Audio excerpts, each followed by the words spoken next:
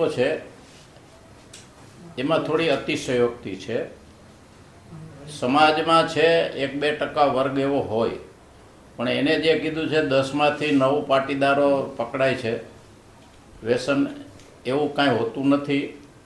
દરેક સમાજમાં નાના મોટું દૂષણ હોય. પાટીદાર સમાજ ખૂબ મોટો સમાજ છે, એમાં 1-2% હોય તોય દેખાય.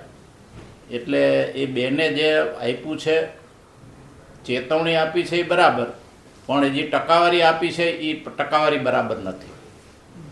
આ મુદ્દાને આપ કઈ રીતના જુઓ છો? કેમ કે જનરલ જો વાત કરવામાં આવે તો તમે 5-10 વર્ષ પહેલાની આપણે વાત કરીએ અને અત્યારની વાત કરીએ તો વ્યસનનું દૂષણ અતિ વધી ગયું છે સમાજની અંદર. દરેક સમાજમાં વધ્યું છે વ્યસનનું દૂષણ. સમાજમાં થોડીક આર્થિક સદ્ધરતા આવી છે અને એના સાથે સાથે થોડા દૂષણ દરેક સમાજમાં આવ્યા છે, અને પાટીદાર સમાજમાં ઓછા કે આવ્યું છે. એની અમે પણ ચિંતા કરી છે. પાટીદાર સમાજ કોઈ દિવસ વ્યસનને પોષતો નથી, વ્યસનને સ્વીકારતો નથી, એટલે જ પાટીદાર સમાજની પ્રગતિ થઈ છે. અમે પણ વ્યસનને કોઈ સ્વીકારતા કે એને પ્રોત્સાહન આપતા નથી. બાપા, જે બેન છે એણે એવું પણ કીધું કે પાટીદારના નામે ભલામણો કરીને છૂટી જાય છે, આવા લોકોને એક દિવસ જેલમાં રાખો તો ખબર પડે. આને કઈ રીતના જુઓ છો? હા, કોઈ દારૂ પીતા હોય ને એને સજા થાય તો કાયદાની પરિભાષામાં થાય તો અમને કોઈ સમાજને એમાં વાંધો હોઈ શકે નહીં.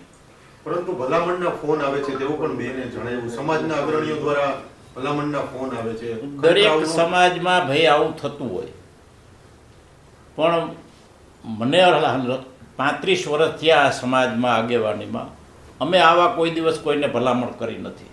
તમારા મતે કરવું જોઈએ આવું? ખરેખર ન કરવું જોઈએ ભલામણ? નહીં, ભલામણ કરવી જ ન જોઈએ. બાપા, નિવેદનને આપ કઈ રીતે ગણો છો? જે ટકાવારી જે આપી છે, ટકાવારીમાં શું કહેશો? કેટલા ટકા? ટકાવારી ખોટી છે.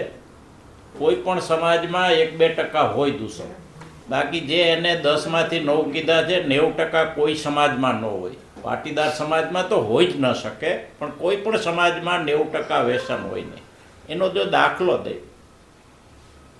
ભગવતસિંહ બાપુએ ફરજિયાત કન્યા કેળવણી કાયદો કર્યો. જો વધારેમાં વધારે કોઈએ બેનિફિટ લીધો હોય તો પટેલોએ લીધો. સ્વામિનારાયણ સંપ્રદાયની ગુરુકુળની વાત કરી તો ગુરુકુળ વ્યસન મુક્તિનું અભિયાન ઉપાડે છે.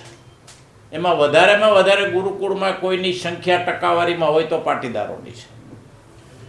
એટલે પાટીદારો કોઈ દિવસ વ્યસનને પ્રોત્સાહન આપતા નથી, આપશું પણ નહીં, અને આપવું જોઈએ.